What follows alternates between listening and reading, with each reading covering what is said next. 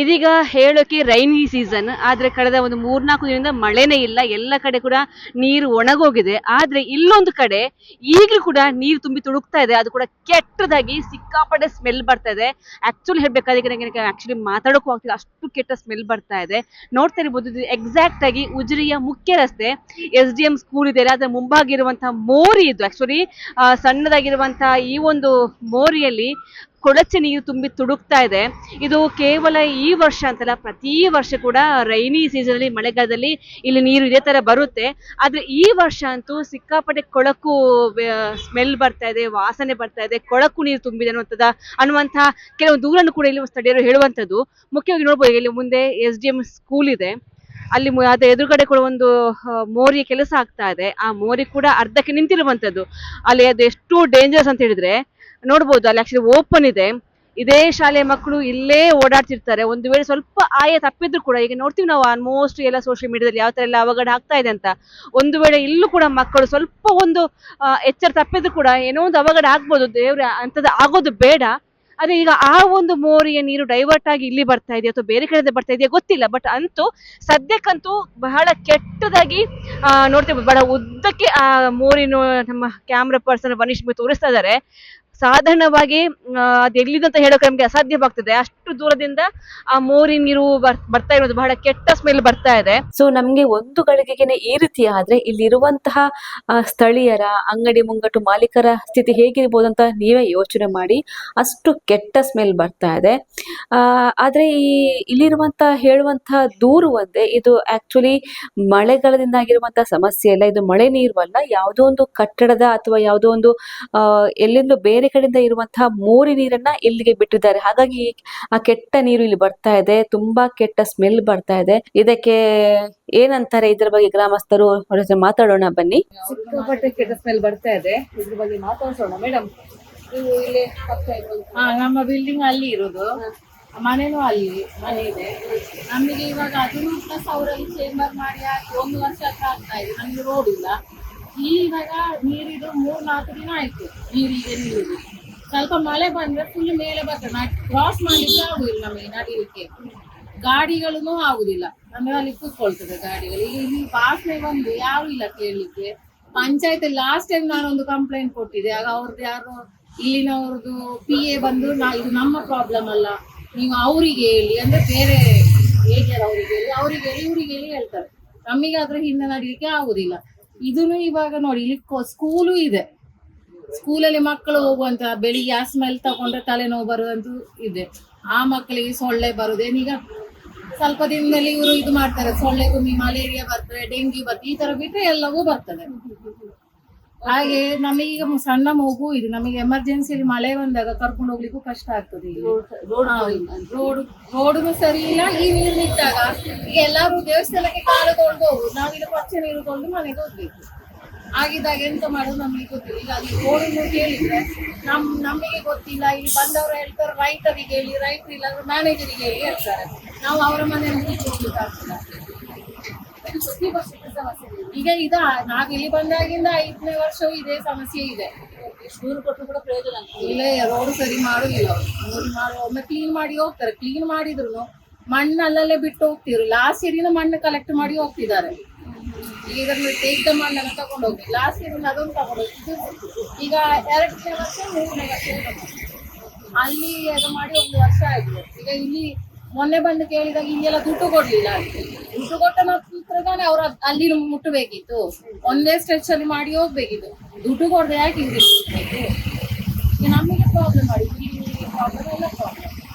ಅದಕ್ಕೆ ಶಾರ್ಟ್ಸ್ ಇದೆ ಮೇಲೆ ಮನೆಗಳಲ್ಲಿ. ಸೊ ಮಳೆ ಬಂದಾಗ ನಿಮ್ಗೆ ಎಷ್ಟು ಅಡಕುವಾಗೆಲ್ಲ ಇವಾಗ ಮೋರಿ ನೀರು ಬಿಟ್ಟಿದ್ದಾರೆ. ಈಗ ಬರ್ತದೆ ನೀರು, ಮೋರಿ ನೀರು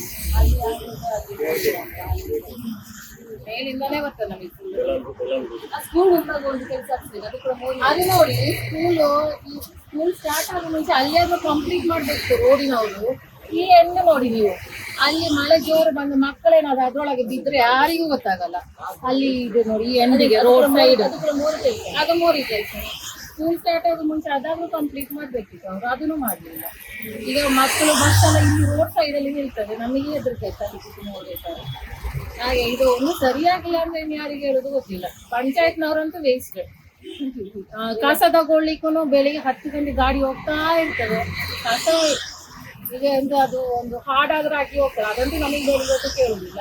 ಕಸನೂ ತಗೊಂಡು ಹೋಗುದಿಲ್ಲ, ಹೋಗುದು ಮಾತ್ರ ಗಾಡಿ ಎಲ್ಲ ಹೊತ್ತಿಗೆ ಸಮಸ್ಯೆ ತುಂಬಾ ಉಂಟು ಇಲ್ಲಿ. ಹೇಳಿ ಸರ್, ನೀವಿಲ್ಲಿ? ನಮ್ದು ಇಲ್ಲಿ ಸಾಕುಂಟು ಸಿಕ್ಕು. ಈಗ ಹೋದ್ ಸತಿ ಸಹ ಹೀಗೇನಿತ್ತು, ಇಲ್ಲಿಂದ ಗಾಡಿ ಯಾವುದು ಪಾಸ್ ಆಗುದು, ಅಲ್ಲಿ ಯಾರು ಕಸ್ಟಮರ್ ಸಹ ಬರಬೇಕು. ನಮಗೆ ತುಂಬ ತೊಂದರೆ ಆಗ್ತದೆ. ಒಂದು ಯಾವುದೋ ವಾಷಿಂಗ್ ಮಿಷಿನ್ ತಗೊಂಡು ಬರ್ಬೇಕಾದ್ರೆ ಇಲ್ಲಿ ರಿಕ್ಷಾದ ಕೇಳಬೇಕು. ಈ ಸತಿ ಮೊನ್ನೆ ಯಾವುದೇ ಇಲ್ಲಿ ಬಂದು JCB ಬಂದು ನಾವು ಮೋಡಿ ಮಾಡಿದಂತ ಇನ್ನೊಬ್ರು ಅಲ್ಲಿ ಇದ್ದಾರೆ, ಅವ್ರು ಕಾಲ್ ಮಾಡಿ ಹೇಳಿದ್ರು ಬರ್ತೇನೆ ಅಂತ ಹೇಳಿದ್ರು. ಅವ್ರು ಸಹ ನೋಡಿ ಇದು ನೋಡಿ 2025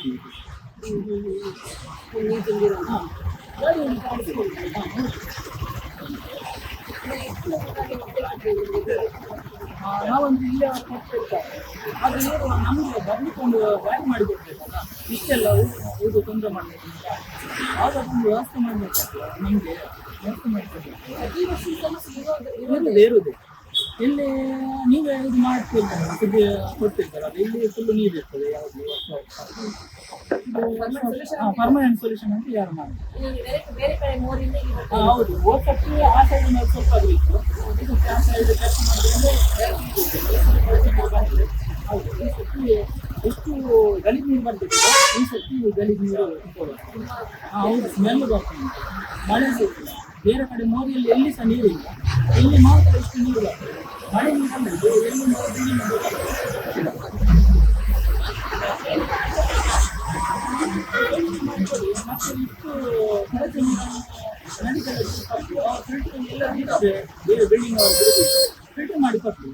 ಮಳೆ ಇಲ್ಲದೆ 1 ವಾರ ಆಯ್ತು, ಇಲ್ಲಿ ನೀರು ಬರ್ತಾ ಉಂಟು.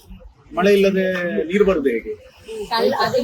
ಇದು ಎಲ್ಲಿಂದ ಬಂದಿರಬಹುದು? ಇದು ಬೆಳಾಲ್ ರೋಡಿನ ಆ ಸೈಡ್ ಇಂದ ಎಲ್ಲಾ ಬಿಲ್ಡಿಂಗಿನ ಮೊಳಕೆ ನೀರುಗಳು, ಅವರ ಬಾತ್ರೂಮ್, ಬಟ್ಟೆ ತೊಳೆದು ಬಾತ್ರೂಮ್ ನೀರುಗಳು ಬರ್ತಾ ಉಂಟು. ಇದು ಇಲ್ಲಿ ಸರಿ ಮಾಡುವ ಮೊದಲು ಅವರು ಮೂಲದಿಂದ ಎಲ್ಲಿಂದ ಬರ್ತಾ ಇದೆ ಅಲ್ಲಿ ಸರಿ ಮಾಡಬೇಕು. ಇದು ಇಲ್ಲಿಗೆಲಾಗಿ ಬಿಡುವ ನೀರು, ಇದೇನು ಮಳೆಗಾಲದ ನೀರಲ್ಲ.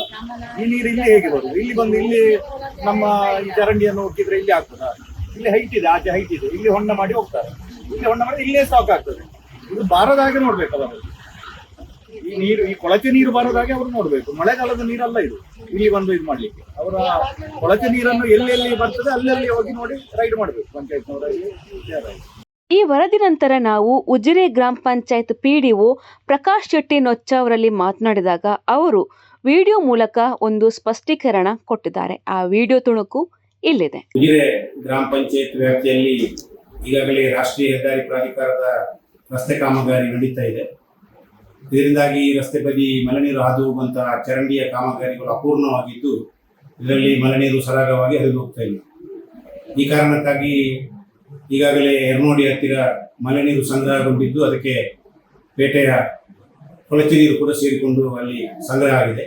ಇದನ್ನು ಈಗಾಗಲೇ ಗ್ರಾಮ ಪಂಚಾಯತ್ ಪರಿಶೀಲನೆ ಮಾಡಿ ರಾಷ್ಟ್ರೀಯ ಹೆದ್ದಾರಿ ಕಾಮಗಾರಿ ನಿರ್ವಹಣೆ ಮಾಡುವವರಿಗೆ ತಿಳಿಸಿ ಅದನ್ನು ನೀರು ಸರಾಗವಾಗಿ ಹರಿದು ಹೋಗುವಂತೆ ಮಾಡಲಿಕ್ಕೆ ತಿಳಿಸಿದ್ದೇವೆ. ಅವರು ಇವತ್ತು ಈಗಾಗಲೇ ಕಾಮಗಾರಿಯನ್ನು ಪ್ರಾರಂಭಿಸಿದ್ದಾರೆ. ಹಾಗೂ ಅಲ್ಲಿ ಸಂಗ್ರಹವಾಗಿರ್ತಕ್ಕಂಥ ಕೊಳಚೆ ನೀರನ್ನು ನಮ್ಮ ಗ್ರಾಮ ಪಂಚಾಯತಿನ ಸಕ್ಕಿಂಗ್ ಮಿಷನ್ ಮೂಲಕ ಅಲ್ಲಿಂದ ತೆರವುಗೊಳಿಸಿ ಚರಂಡಿಯಲ್ಲಿ ಸರಾಗವಾಗಿ ಮಳೆ ನೀರು ಹಾದು ಹೋಗುವಂತೆ ಮಾಡುವ ಕೆಲಸ ಕಾರ್ಯ ನಡೀತಾ ಇದೆ. ಸದ್ಯಕ್ಕಂತೂ ಉಜಿರೆ ಗ್ರಾಮ ಪಂಚಾಯತ್ ವತಿಯಿಂದ ಸಕ್ಕಿಂಗ್ ಮೆಷಿನ್ ಮೂಲಕ ಈ ಕೊಳಚೆ ನೀರನ್ನು ತೆಗೆಯುವಂತಹ ಕಾರ್ಯವನ್ನ ಮಾಡಲಾಗಿದೆ. ಆದರೆ ಇದಕ್ಕೆ ಶಾಶ್ವತ ಪರಿಹಾರ ಬೇಕು ಅನ್ನೋದು ಸ್ಥಳೀಯರ ಆಗ್ರಹ. ಮನೀಶ್ ಜೊತೆ ಶ್ರೇಯಸ್ ಶೆಟ್ಟಿ, ಸುದ್ದಿ ನ್ಯೂಸ್, ಉಜಿರೆ.